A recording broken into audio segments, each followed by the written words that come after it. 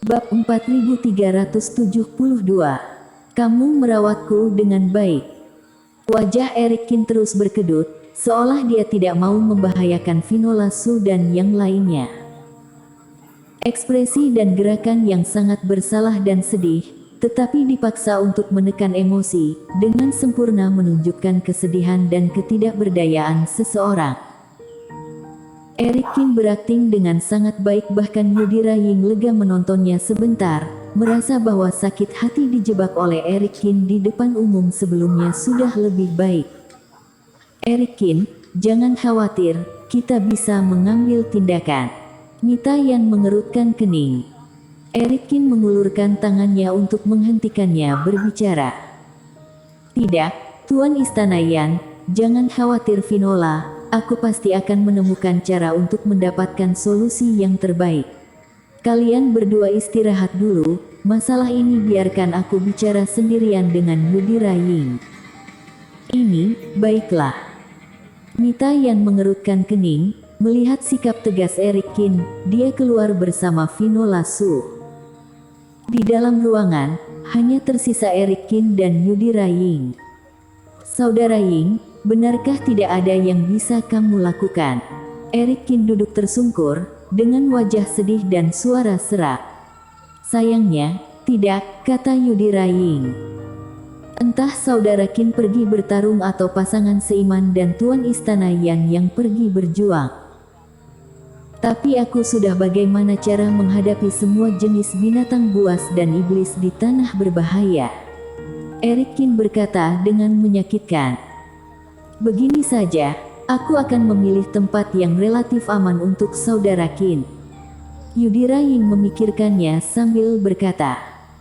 Aku tahu bahwa ada daerah di mana semua monster memiliki kecerdasan rendah. Bahkan jika saudara Qin tidak memiliki kerohanian, kamu masih bisa menyerang dengan ilmu sihir. Benar-benar ada tempat seperti itu. Erikin sedikit tidak percaya. Tentu saja, aku bisa bersumpah demi hati kebajikanku, kata Yudhira Ying dengan sungguh-sungguh. Saudara Qin, mungkin kamu tidak mengetahuinya dengan baik. Setelah memasuki jalan surga, aku telah mengalami banyak hal. Aku bukan lagi Yudhira Ying sebelumnya. Daerah ini membutuhkan semua orang untuk saling bekerja sama. Yang lebih aku inginkan adalah persatuan. Tidak ada orang luar di sini sekarang. Biar aku katakan yang sebenarnya. Aku membiarkanmu pergi ke tanah berbahaya. Itu hanya jalan terakhir dan aku harus memberikan penjelasan kepada semua pihak. Jadi selama itu tidak masalah, harusnya akan baik-baik saja. Yudhira Ying memiliki ekspresi yang tulus di wajahnya. Saudara Ying, aku tidak menyangka kamu merawatku dengan baik ketika aku memperlakukanmu seperti itu sebelumnya. Erikin berkata terharu. Kamu sangat memikirkanku, aku sampai ingin menjadikanmu saudaraku, kamu tidak meremehkanku, kan? Bagaimana mungkin? Yudhira Ying terbatuk ringan. Menjadi saudara angkat. Kuharap aku bisa membunuhmu dan aku masih ingin menjadi saudara angkat denganmu. Saudara Qin, meskipun aku sangat mengagumimu, bagaimanapun juga ayahku tidak ada di sini. Kita harus berkonsultasi dengan ayahku sebelum memutuskan hal-hal seperti itu. Mengenai hal-hal lama itu, jangan membicarakannya. Saat itu, kamu dan aku salah. Sekarang kita semua memiliki tujuan yang sama dan menangkap peluang adalah prioritas utama. Yudhira Ying melambaikan tangannya. Kamu mengatakan sebelumnya bahwa selama aku bisa membersihkan tanah berbahaya, aku bisa menyelamatkan Finola dan Tuan Istana Yan dari kekalahan mereka sebelumnya dan juga membuatku memenuhi syarat untuk tinggal. Nah, kamu serius? Erikin bertanya lagi. Tentu saja itu benar. Mata Yudhira Ying bergerak sedikit. Sepertinya Erikin sudah dibujuk olehnya sendiri. Efek ini yang dia inginkan. Apakah Erikin terluka parah oleh kerohanian atau tidak? Percuma mengandalkan kata-katanya saja dan hasilnya hanya bisa diketahui dengan pertarungan yang sebenarnya. Saudara Ying, kamu mengatakan sebelumnya bahwa gunung tempat kita berada di Qingzhou adalah yang terburuk di posisi tengah. Itu pasti karena alasan mengapa mereka berdua pergi untuk menyelamatkanku sebelumnya. Maksudku, jika aku dapat membersihkan tanah berbahaya ini, dapatkah aku memilih gunung yang lebih dekat ke pusat di Qingzhou? Eric Qin berkata dengan marah. Ini. Yudhira Ying mengerutkan kening dan berpikir sejenak. Dia mengatakan sebelumnya bahwa Qingzhou didorong ke tepi gunung adalah hasil dari persuasinya, yang tentu saja tidak masuk akal. Itu adalah perintahnya bahwa Qingzhou, daerah terlemah, harus menduduki puncak gunung dengan reiki terburuk. Tapi haruskah dia menyetujui permintaan yang dibuat oleh Eric Qin? Padahal, di kawasan pusat Pulau Emas memang ada gunung dengan lokasi yang lebih baik dan tidak ada tempat yang lebih baik untuk menata bangunan di kawasan tengah tanah berbahaya ini. Yudhira Ying memandang Eric Qin. Apakah orang ini benar-benar buta? Apakah dia sedang menggunakan kesempatan berpura-pura buta untuk mendapatkan puncak gunung yang kaya akan reiki? Kalau tidak berhasil, lupakan saja. Kekuatan Finola dan Tuan Istana yang tidak sebanding dengan kepala suku klan Unggas. Setelah Eric Qin selesai berbicara, dia tampak ragu lagi. Ya, ada sebuah gunung yang lebih dekat ke area pusat daripada Longsu kita. Selama saudara Qin dapat menyelesaikannya, gunung itu dapat digunakan oleh Qingzhou. Sungguh. Tentu saja. Tapi syaratnya saudara Qin hanya bisa membersihkan tanah berbahaya sendiri, kata Yudhira Ying enteng. Tujuan utamanya adalah untuk menguji apakah Eric Qin benar-benar buta, untuk menentukan apakah Eric Qin adalah malapetaka di Pulau Emas. Dibandingkan dengan puncak gunung, hasil penjelajahan jelas lebih penting. Selain itu, kami akan terus membersihkan area di malam hari. Jadi sebaiknya saudara Qin segera pergi. Seharusnya, tidak masalah. Eric Qin berkata dengan ragu. Tidak boleh seharusnya. Yudhira Ying mengangkat alisnya. Bagaimana ini saudara Qin? Tidak ada saksi dari luar yang hadir. Karena kamu telah setuju, maka kamu dan aku akan membuat pernyataan tertulis dan meninggalkan embos jiwa dewa, agar tidak ada kecelakaan. Eric Qin sepertinya merasa sangat sulit, tetapi setelah Yudhira Ying merangsang keamanan Finola Su lagi, Eric Qin tetap setuju. Apalagi Eric Qin secara khusus meminta agar Yudhira Ying menambahkan kalimat, tanah berbahaya, penuh iblis monster dan sepertinya sangat prihatin akan hal ini. Hal ini membuat Yudhira Ying semakin merasa Eric Qin benar-benar kehilangan kerohaniannya. Aku akan membuat beberapa persiapan dan memberitahumu nanti. Kalau begitu aku akan menunggu kabar baik dari saudara Qin. Yudhira Ying pun tersenyum, menyimpan slip giok dan pergi. Eric Qin, apakah kamu benar-benar berjanji padanya? Dan kamu meninggalkan embos kerohanian. Setelah Yudhira Ying pergi, Mita Yan masuk dengan bingung. Finola Su juga sangat khawatir. Eric Qin tidak hanya meminta keduanya pergi, tetapi juga secara khusus mengirimkan transmisi suara agar Finola Su dan Mita Yan tidak mengganggunya. Namun, melihat Eric Qin dan Yudhira Ying membuat kontrak, kedua gadis itu benar-benar tidak bisa menahannya. Eric Qin, sebenarnya, kamu tidak perlu melakukan ini sama sekali. Aku akan menangani masalah ini nanti, kata Mita Yan. Eric Qin menggelengkan kepalanya. Tuan Istana Yan, orang ini ada di sini untuk menyelidiki situasinya. Jika dia tidak menemukan kebenaran tentangku kali ini, dia pasti akan memainkan trik lain kali. Daripada itu, lebih baik menyelesaikannya sekaligus. Aku tahu ini, tapi apakah tubuhmu baik-baik saja? Finola Su bertanya dengan prihatin. Di masa lalu, meskipun Eric Qin sering memainkan beberapa trik berpura-pura lemah, dia jelas sehat, jadi dia pertama kali menunjukkan kelemahan kepada pihak lain dan kemudian mengejutkannya. Tapi kali ini, Eric Kin benar-benar terluka dan kerohaniannya terluka parah. Mungkinkah seseorang membersihkan tanah berbahaya di tengah pulau emas tanpa kerohanian?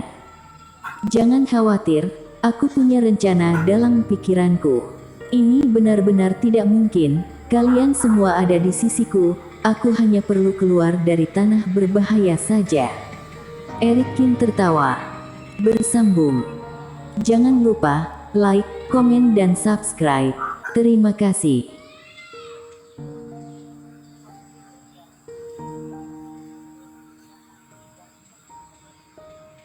Bab 4373. Kamu benar-benar buta. Ini mungkin tidak aman, jika kamu tidak punya alasan untuk meyakinkan kami. Aku tidak setuju kamu pergi, mungkin Vinola juga sama. Nita yang mengerutkan kening dan menggelengkan kepalanya.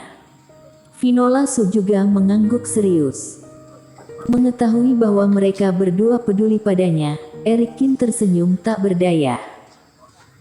Jika mereka berdua tidak diberi kepercayaan, mereka lebih suka menahannya daripada membiarkannya pergi ke tanah berbahaya itu.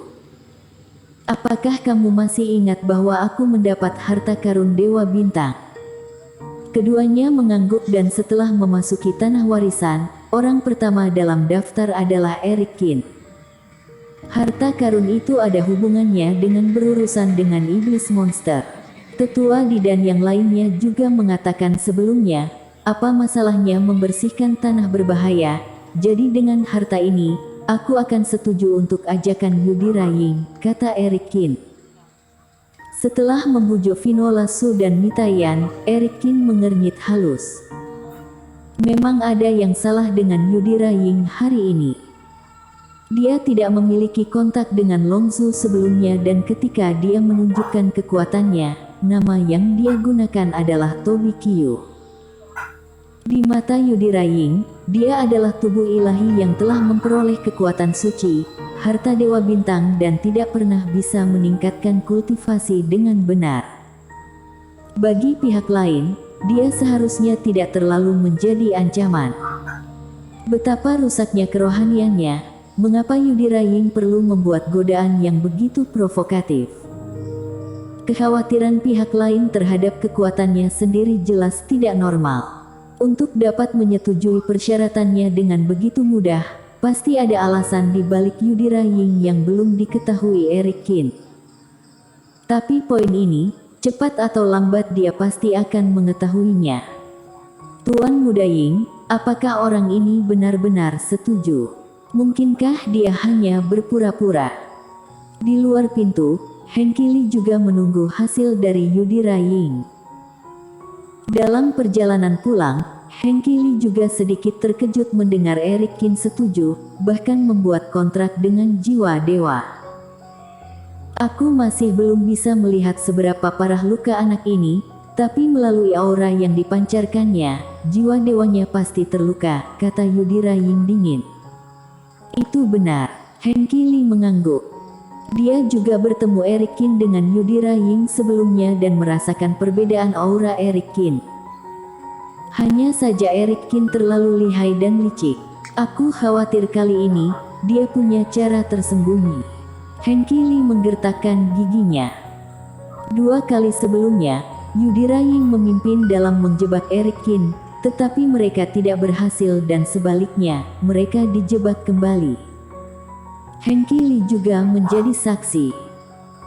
Pertama kali di hutan pagi kabut, Henki Li yang memimpin orang untuk memancing roh binatang, berniat untuk menciptakan kekacauan bagi Eric Kin dan melenyapkan Eric Kin dan lainnya. Akibatnya, Eric Kin malah memanfaatkan ini dan memimpin roh binatang untuk menyerang Henki Li secara bergantian, menyebabkan kota F menderita kerugian besar. Henki Li akhirnya dimarahi oleh Tuan Istana. Belakangan, di Gunung Pencerahan, Eric Kin meraung lagi dan lagi, membuat semua orang berpikir bahwa dia diganggu oleh Yudhira Ying dan dipaksa masuk ke area terlarang, tanpa ada peluang.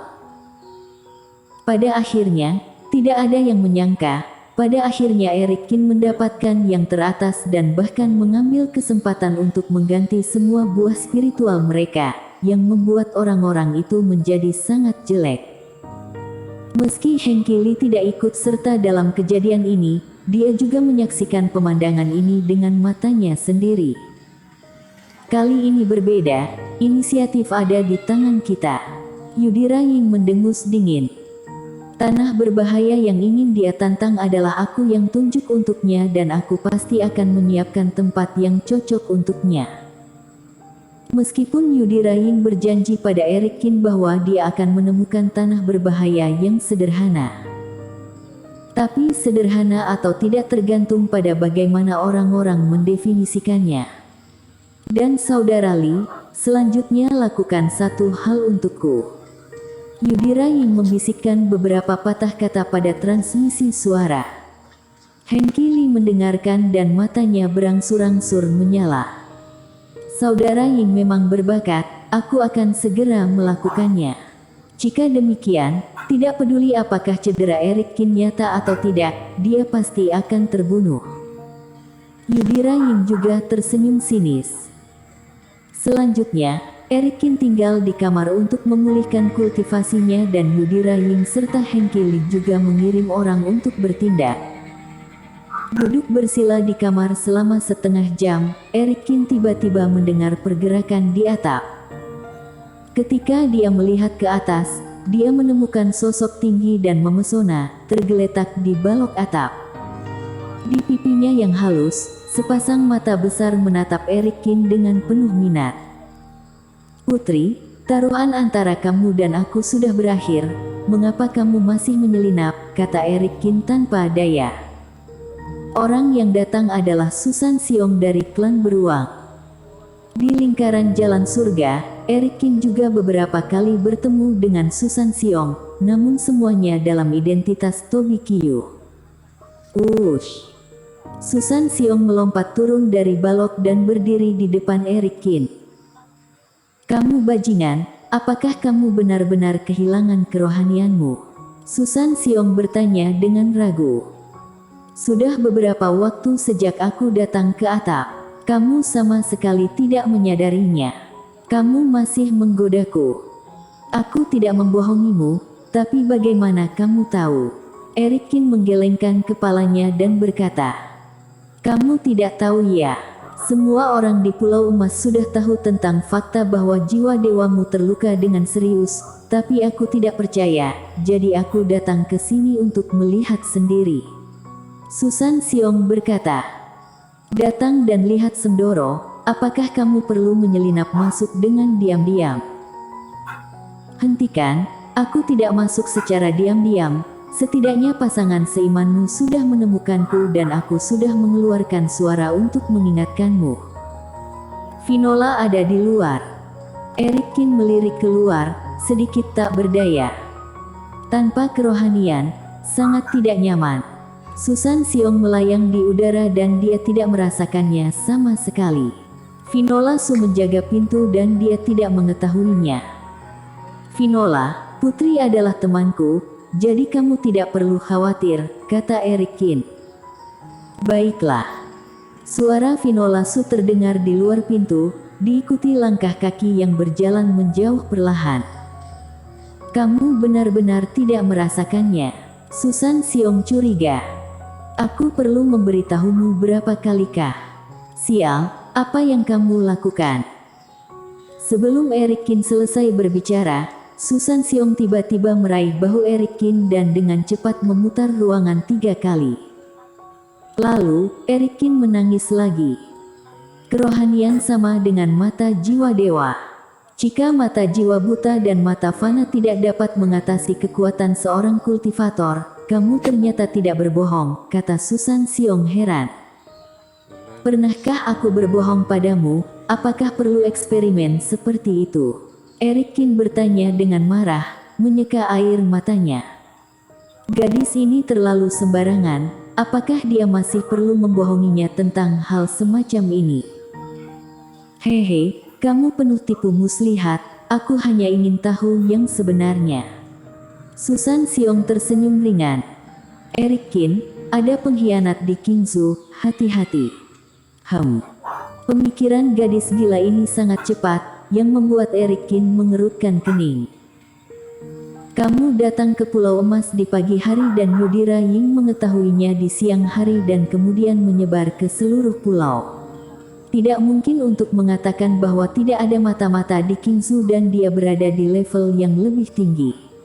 Kalau tidak mungkin akan begitu cepat tersebar beritanya. Itu sebabnya aku tidak melewati pintu masuk utama, tetapi menyelinap masuk karena aku tidak ingin terlihat, kata Susan Xiong. Eric Kin mengangguk. Susan Xiong sembrono dalam melakukan sesuatu, tetapi pikirannya tidak seceroboh kelihatannya dan pikirannya sangat halus. Aku di sini untuk dua hal. Yang pertama adalah untuk mengonfirmasi apakah kamu benar-benar memiliki masalah dengan mata jiwa dewa dan yang kedua adalah apakah kamu benar-benar ingin pergi ke tanah berbahaya untuk membunuh iblis monster. Masalah ini, Yudhira Ying juga sudah menyebarkan beritanya. Bersambung. Jangan lupa like, komen dan subscribe.